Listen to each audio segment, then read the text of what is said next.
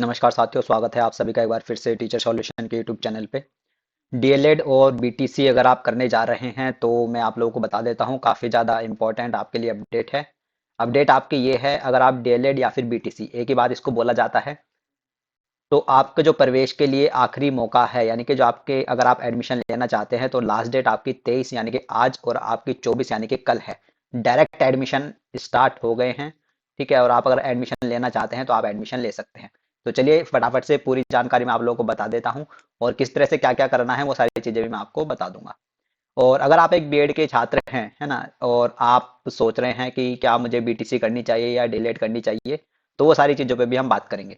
DElEd की vacant पर आवेदन करने वालों को सीधा प्रवेश, यानी कि अब डायरेक्ट एडमिशन स्टार्ट हो गए हैं। जो भी काउंसलिंग के थ्रू प्रोसेस होना था वो सारा पूरा हो चुका है। अब डायरेक्ट काउंसलिंग जो होगी, जितनी भी सीटें बची हैं उन पर आपका एडमिशन होगा। 23 व 24 जनवरी को होगा प्रवेश। 25 तक लॉक करनी होगी ऑनलाइन रिपोर्ट, है ना, यानी कि सीधी सी बात है। आपकी 23 तारीख को यानी कि आज, और आपकी 24 जनवरी को यानी कि कल आपकी काउंसलिंग होगी डायरेक्ट एडमिशन वाली। और 25 तक आपको अपनी लॉक कर देनी होंगी सीटें, और तो वो सारी चीजें 25 तक यानी कि आपकी फाइनल हो जाएगा, है ना। यहाँ पर आप देख सकते हो, प्रवेश के लिए अभ्यर्थी की ऑनलाइन रिपोर्ट 25 जनवरी तक लॉक नहीं किए जाने पर प्रवेश अमान्य कर दिया जाएगा। यानी कि आपके पास 23 और 24 25 का आपका टाइम है, ठीक है ना। अब सीटें देखो बहुत सारी खाली हैं। कुल रिक्त सीटों में डाइट की, यानी कि डाइट की आप 499, डाइट की आपकी 499 सीटें खाली हैं, जो कि बहुत सारी हैं। और प्राइवेट यानी कि निजी संस्था की आपकी 59,977, यानी कि 59,977, भाई बहुत सारी सीटें आपकी प्राइवेट में भी अभी खाली हैं। तो अगर आप डीएलएड या बीटीसी करना चाहते हैं, ठीक है, और आप यूपी से बिलोंग करते हैं, तो मैं बिल्कुल आपको सलाह दूंगा कि आप कर लो। क्योंकि हर एक चीज पे आपको सोचना चाहिए। अगर आपका सब्जेक्ट कॉम्बिनेशन नहीं है, ठीक है, तो आपको जरूर सोचना चाहिए इस बारे में। क्योंकि अब आप हर एक चीज का वेट नहीं कर सकते, ठीक है। अगर आप वेट करेंगे तो बहुत देर हो जाएगी, ठीक है। वेट करना आप कहीं ना कहीं गलत होगा। तो चलिए बात करते हैं पूरी डिटेल के साथ कि अगर आप कंफ्यूज हैं तो क्या है। सबसे बड़ी बात तो ये कि वो बच्चे जिन्होंने बीटीसी या फिर डीएलएड के लिए रजिस्ट्रेशन नहीं कराया था, ठीक है ना, क्या वो भी एडमिशन करा सकते हैं, है ना। सबसे बड़ी बात तो यही कि जिन्होंने बीटीसी या डीएलएड के लिए एडमिशन नहीं कराया था, 500 रुपये का रजिस्ट्रेशन नहीं कराया था, क्या वो भी एडमिशन करा सकते हैं या नहीं? बिल्कुल करा सकते हैं। अगर आपने नहीं कराया है तो डायरेक्ट एडमिशन आप लोग करा सकते हैं, ठीक है। सीधे आपको जिस कॉलेज में भी एडमिशन लेना है, डायरेक्ट आप उनसे जाके बात करेगा, वो आपका करा देंगे। इसकी टेंशन मत लीजिएगा कि क्योंकि कुछ कहेंगे कि अगर आपका 500 रुपये वाला रजिस्ट्रेशन नहीं हुआ है तो आप नहीं भागीदारी कर सकते काउंसलिंग में। ऐसा नहीं है, सारे काम होते हैं, ठीक है। आप कॉलेज से डायरेक्ट अपनी बात करिएगा तो डायरेक्ट एडमिशन वो आपका इजीली करा देंगे। उनके पास काफी सारे फॉर्मूले होते हैं एडमिशन कराने के, ठीक है ना। अब सबसे बड़ी बात करते हैं भाई, अगर आप बीएड के छात्र हैं, ठीक है, और आप यूपी से बिलोंग करते हैं, तो मैं तो कहूंगा कि कहीं ना कहीं अगर आपकी तैयारी नहीं है सब्जेक्ट की, है ना, आप बीएड के छात्र हैं और कहीं ना कहीं आप टीजीटी की तैयारी ढंग से नहीं कर पाते हैं, यानी कि आपका जो सब्जेक्ट है, सब्जेक्ट पे इतनी कमांड नहीं है, ठीक है ना, और आपने जो बीएड किया था वो पीआरटी के लिए ही किया था, तो आपको कहीं ना कहीं दोनों तरफ आपको चलना होगा। क्योंकि सीधी सी बात यही है, अगर आप अभी भी खड़े रहे कि कुछ बीएड के लिए अच्छा होगा, ये होगा वो होगा, तो कहीं ना कहीं आप बहुत पीछे रह जाएंगे, ठीक है ना। ये चीज सोच के आप यहीं पे खड़े, मान लीजिए दो छात्र हैं, ठीक है, एक छात्र ये है, ठीक है, और एक छात्र ये है। दो कंपैरिजन मैं आपको करके दिखाऊंगा।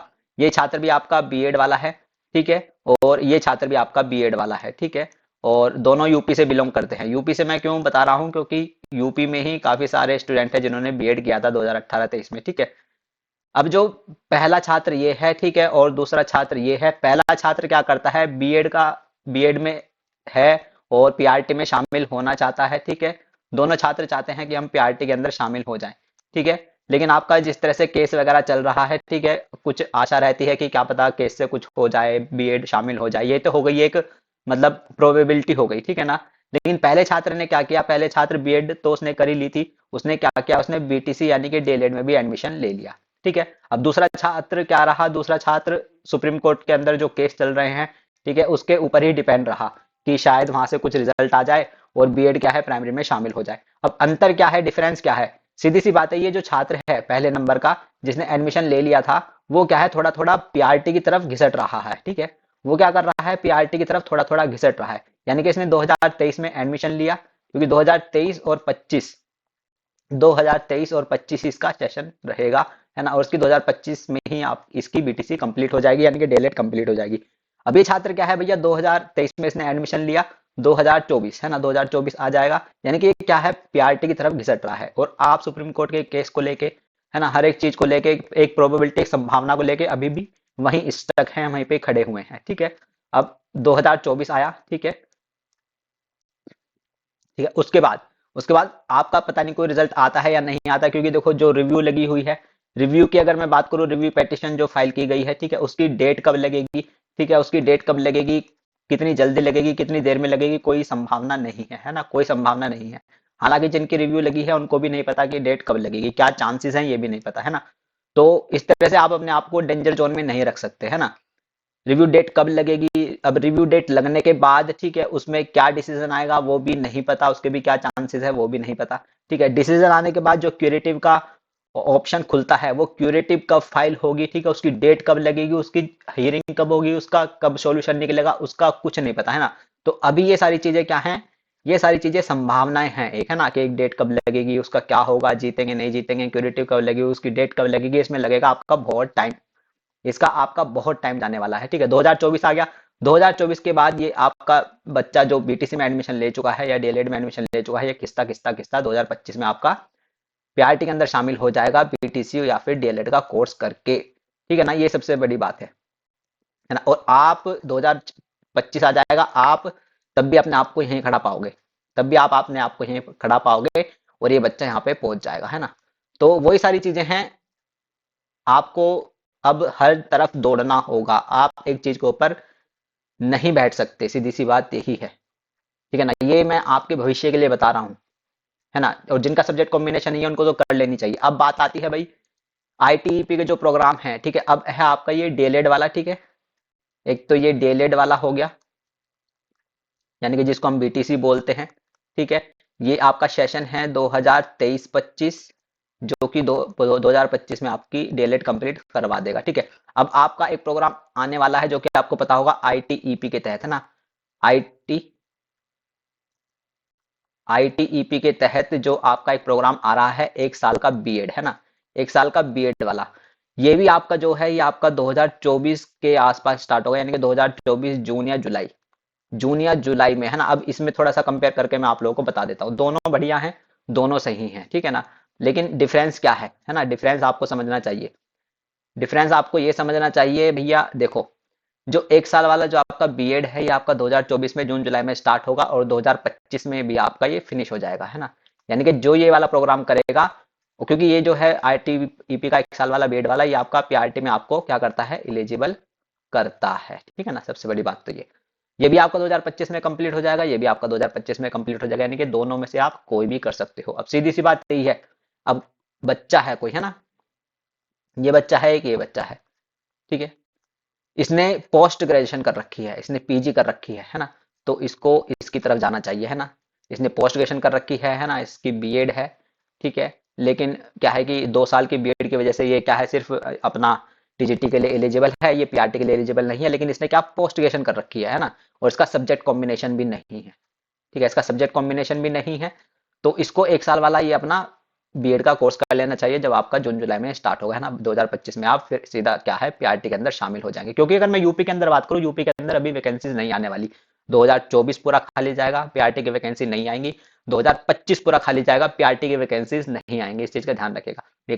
ये बिल्कुल मतलब एक जेन्युइन बात है, ठीक है।